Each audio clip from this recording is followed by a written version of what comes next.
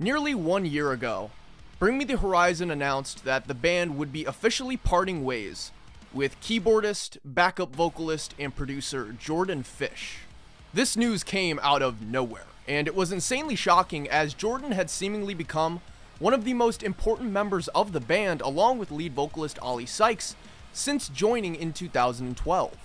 Fish and Sykes developed insane chemistry in the studio, eventually becoming such a good duo that they would pretty much take over the band's entire writing process by 2015.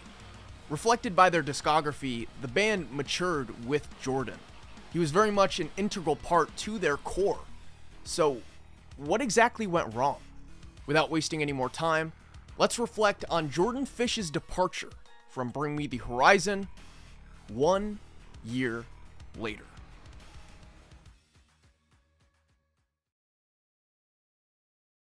Jordan Fish first started working with Bring Me the Horizon in 2012 during the creation of the band's magnum opus, Sempiternal. At the time, Fish was a part of an experimental rock and electronic band called Worship, where he played the keys. And at first, when he linked with Bring Me, it was just kind of a one-off, outside producer, engineer role exclusively for the album, but he would specifically work a lot with Oli and help him practice his singing vocals. At this point in the band's timeline, Oli had just gotten out of rehab, and he had this strong drive to move past just simply screaming. He never learned how to properly sing, and rather than just releasing another record with screaming vocals on it, he wanted to work on his pipes a little bit. When I got out of that rehab, I didn't want to fucking scream anymore. I wanted to sing it from the fucking rooftops. So Jordan was a key part in Oli finding his true voice, and the chemistry was apparent from the get-go. Apparently, as these songs began to be put in the chamber, and they were fucking phenomenal, as we could all attest to, have heard Sempiternal, the guys at some point, I assume, just said, yeah, we could definitely use this guy full time. So Jordan would officially become a member of Bring Me the Horizon in early 2013. And his inclusion in the group really expanded not only Oli's exploration of proper singing and development in writing, but also that electronic and alternative aspect to their music that the band clearly was interested in on songs like It Never Ends and Chelsea Smile in their discography, but never bold enough to pursue. Fish would join the band on the road as well, starting with the Sempiternal tour, doing his thing on the keys and with a beat step from 2013 on. Following Sempiternal, Jordan's impact on the band's sound would be felt even further, starting with 2015's That's the Spirit, where the band really amped the heaviness down in favor for a more alternative rock / arena rock sound. That's the Spirit would end up being a breakout album for the band commercially, and the Oli and Jordan writing team is really first seen here, cooking up some of the band's most catchy and dramatic songs like Doomed, Happy Song, Throne, and Follow You. But with Bring Me's follow-up to That's the Spirit, 2018's Ammo, the band would take a true step away from their deathcore roots, with some tracks on here being full-on pop cuts. The album is an impressive effort, full of different sounds from EDM electronic shit like Nihilist Blues, to full-on string sections on the outro track I Don't Know What to Say. But fans of the band had an immediate negative reaction to the record, and a lot of the blame went on Jordan Fish. And this is where I think it's the proper time to really clarify what extent of responsibility Jordan Fish had on Bring Me going less heavy. Because some people will tell you he's the sole reason he ruined the band, other people will tell you he didn't do shit, he just executed all these ideas. I think the answer kind of lies somewhere in the middle. Genuinely, with Ammo, the band just wanted to explore new and different sounds, and with hindsight, I think most fans can respect that and appreciate at least some aspects of the record. But Oli is the one who wanted to originally start singing after rehab. Yes, he sought Jordan out in pursuit of that endeavor. However, it was his idea to move from deathcore to metalcore. It was his idea to grow from metalcore to something bigger, such as ideas like That's the Spirit. The band would return to their roots in 2020, starting their Post-Human series with the initial project Post-Human Survival Horror, which saw the return of Bring Me's heavy sound infused with the experimental aspects of Ammo and the strong, catchy writing of That's the Spirit. Now, this project dropped during COVID, so the press run for this record was like all virtual interviews, but Jordan would do a few of them. And in one interview he participated in, he would shed some light on the band's creative process, specifically he and Ollie, obviously, because like I said, at the time of this record's creation, he and Ollie had pretty much taken over the band's entire writing process. But when speaking on their process, Jordan would essentially say that Ollie is the ideas man. He has the creativity, and then once Jordan is sent references of what Ollie is thinking about and brainstorming, he can then complement his brilliance in a way in that producer role. Working with someone who's that creative and that kind of mind is just like perfect. It's perfect for me because it contrasts with what I can do. I don't have that kind of brain. I wouldn't say I have like a well of like creativity in terms of like vision and ideas and concepts, but I do have a lot of like music in me. Following the release of post-human survival horror, Bring Me the Horizon appeared to be at their very best. The record was a major success, being a perfect combination of nearly all the band's previous sounds. They would have a successful run of tours following the COVID restrictions lightening up in 2021 and 2022, and the band's popularity seemed to be at an all-time high as they began to release singles and promote their second post-human project, Post-Human Next Gen. Now, Post-Human, the first record, Survival Horror, dropped in 2020, and the Post-Human series was initially introduced to fans by the band as a collection of 4 EPs that would all drop in the same year. Plans changed. They decided that each installment would be a full-on album, and with that, obviously, fans understood the band needs more time. Having waited 3 years at this point for the second installment, fans were understandably getting a little bit antsy, and Ollie would confirm that the project was still coming in June of 2023. But ultimately, the band would delay the record once again in August, abandoning the September 15th release date due to, quote, unforeseen circumstances. This was very fishy, no pun intended, to a lot of fans. And on top of this, they started noticing some interesting behavior from the social media of the guys. Specifically, Jordan Fish's wife unfollowed all of the band members and their spouses/partners on social media. Additionally, as the band wrapped up dates in August, the social media posts reflecting on the events were not tagging Jordan Fish's Instagram account. So something was fucking up. So all this is happening in silence, by the way. Like, people are commenting in the comments of the posts and everything, but obviously the band isn't acknowledging any of this until randomly on December 22nd, 2023, Bring Me the Horizon posts the following statement on socials. Bring Me the Horizon has decided to part ways with Jordan Fish. We want to thank him for the musical journey he took with us and wish him luck with everything in the future. Meanwhile, we continue to work on Next Gen with brand new music coming very soon. See you on our UK tour in January. Jordan will release a statement as well, again, very vague, not giving us much details or anything to read into. He would say this on his Instagram story. I'm really grateful for my 11 years with the band and extremely proud of all that we have achieved together. I look forward to hearing what they do next and wish them every success in the future. I'm excited to start this next period of my career, focusing for the meantime on songwriting and production. Ollie would simply repost Jordan's goodbye post on Instagram to his story, adding a heart, keeping the matter private but showing his gratitude. As of the official announcement, that is all that fans were told regarding the split. But we immediately knew that this breakup wasn't amicable, as immediately following the announcement, Jordan unfollowed everybody off IG. A lot of fans, myself included, were deeply saddened by this news, as Jordan, in my opinion, he brought a sound and energy to the band that really completed them. I did a whole ass hour-long documentary on Bring Me last year, and I described him in that video as the glue for the band. They certainly will and already have done amazing things without him, but I just feel as if together, they were fucking perfect, man. But following the initial announcement of Jordan's departure, many questions were raised. Will the band replace Jordan with another member? What will the situation be like at live shows? Who will Jordan go and work with now as a producer? And furthermore, how will this affect the album? And in due time, we would receive answers to all of those questions. Heading into the new year, both Jordan Fish and Bring Me the Horizon, respectively, would go on to do great things following the split. Jordan would start working with all sorts of different artists in the heavy music scene, first in January linking with Spiritbox before having his first post Bring Me the Horizon release, having writing and backing vocal credits on the Architect single, Curse. Jordan has also been extensively working with Poppy this year, contributing a whole ton to her brand new album Negative Spaces, which actually just dropped. Go check it out, there's a lot of fucking bangers on there.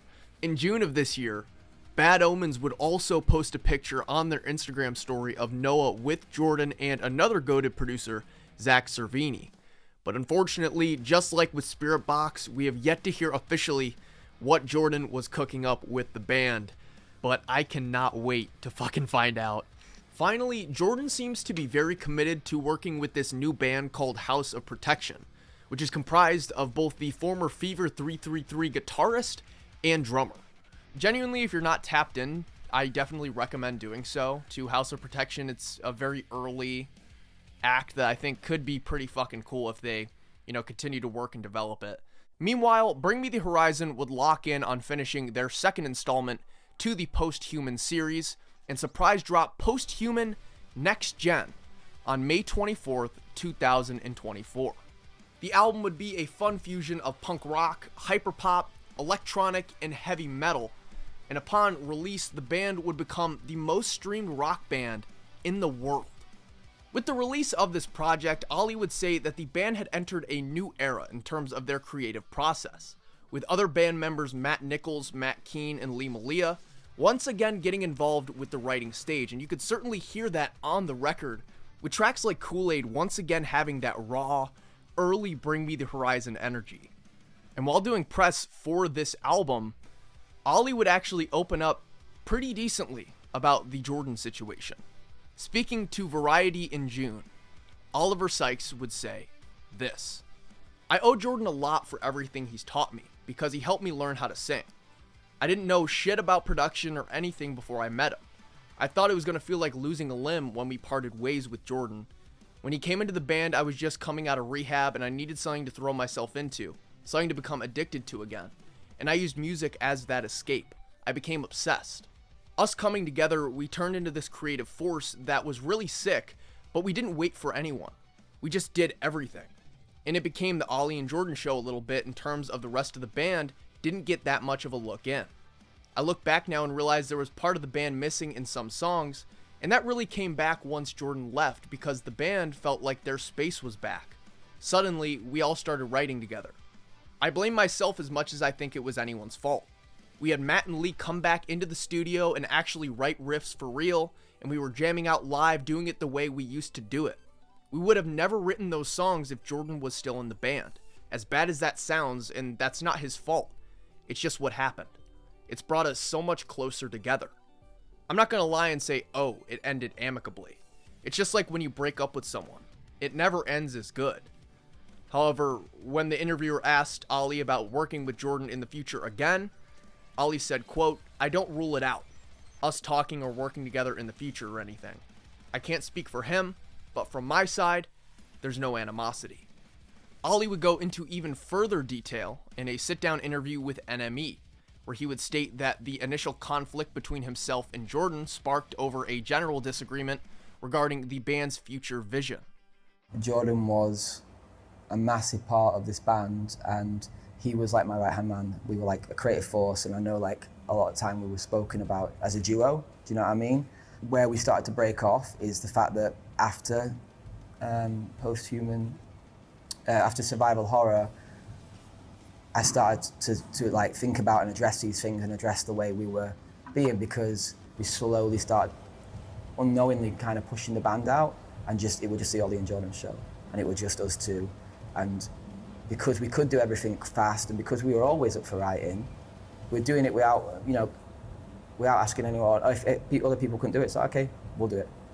Lee can't make it today, okay, we'll do guitar and synth. I think there is a danger in being addicted to anything, do you know what I mean? And I think I realised I was addicted to that part of just not stopping. and that fear of like, if we stop, we're going to drop off. Yeah.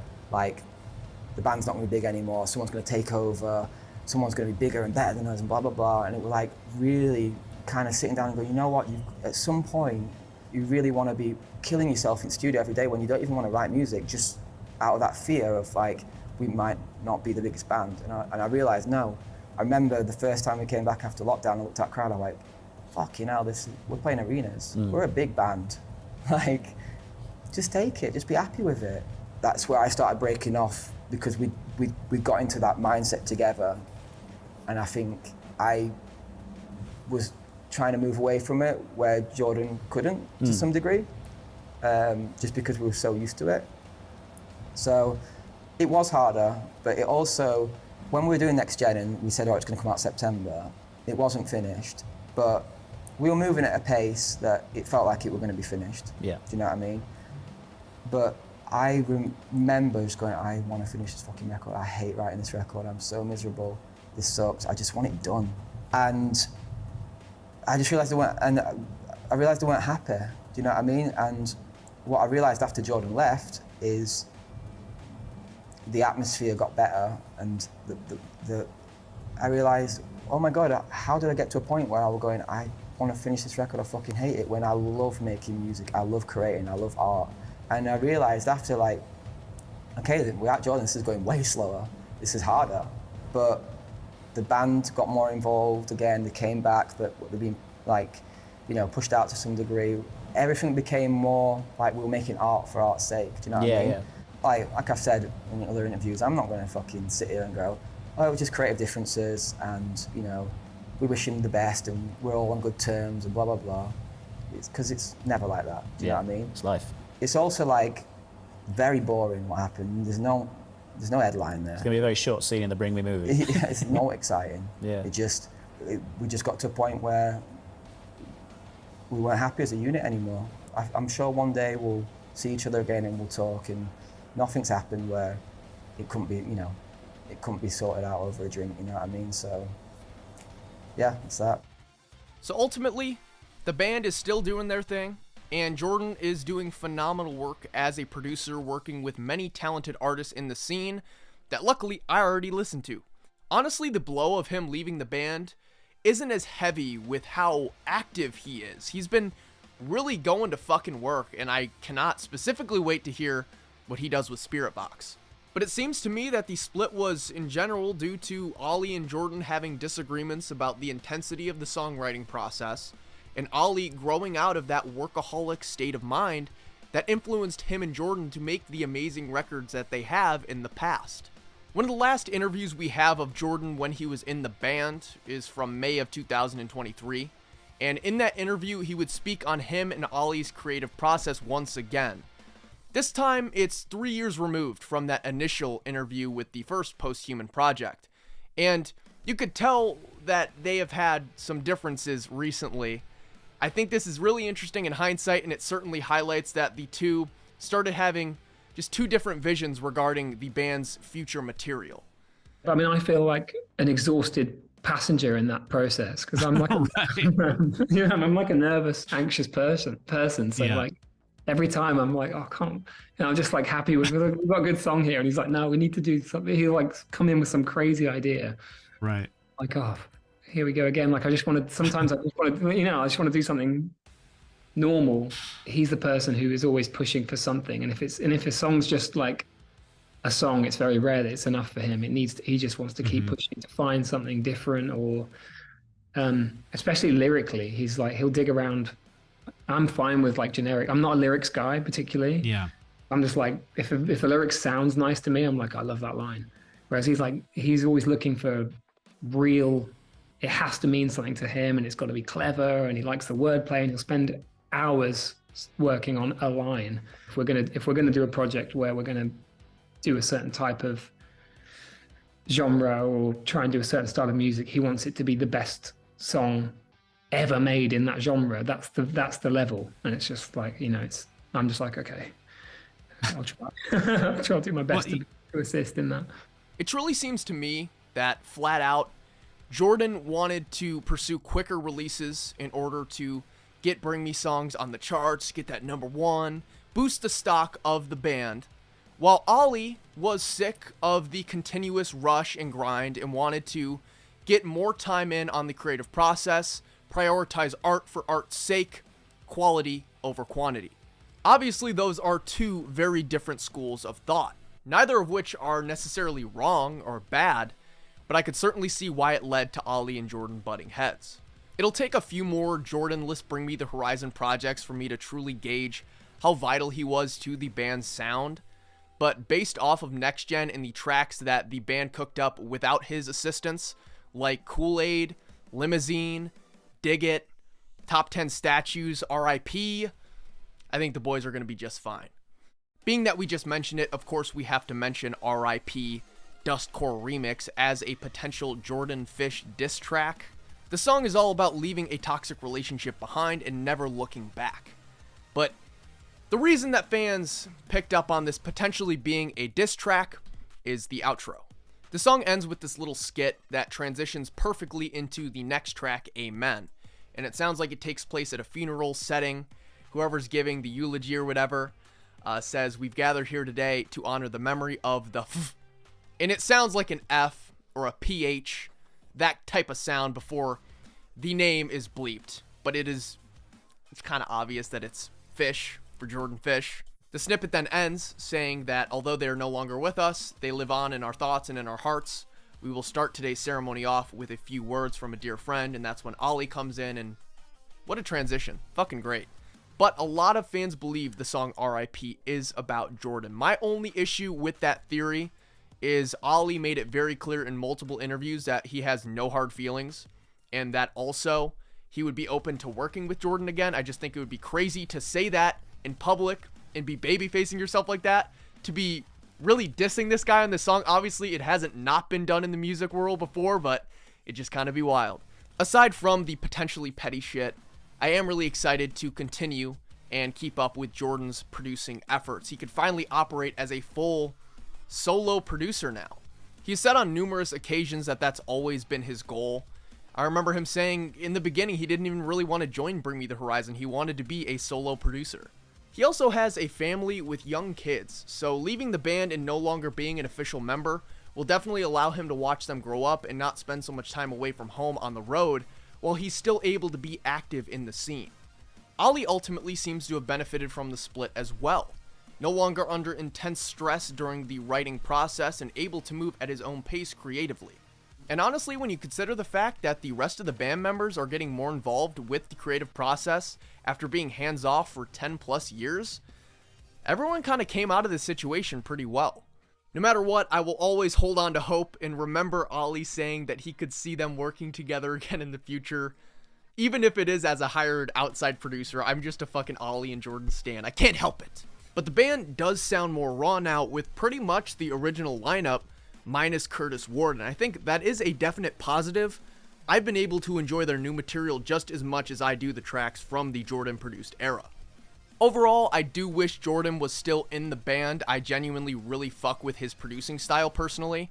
Like all of the snippets we heard in the Post-Human series on YouTube, the vlogs, we're just never gonna get those fucking snippets now, and that is so fucked up. He had to leave right before they do the Post-Human electronic project. What the fuck? But ultimately, while Jordan was the perfect in-house producer for the band, I'm very happy to hear that the rest of the band members are once again involved with the writing process. And 1 year removed from the big split, it certainly does seem like Ollie Sykes and Jordan Fish are in far better places, not only just mentally, but also creatively.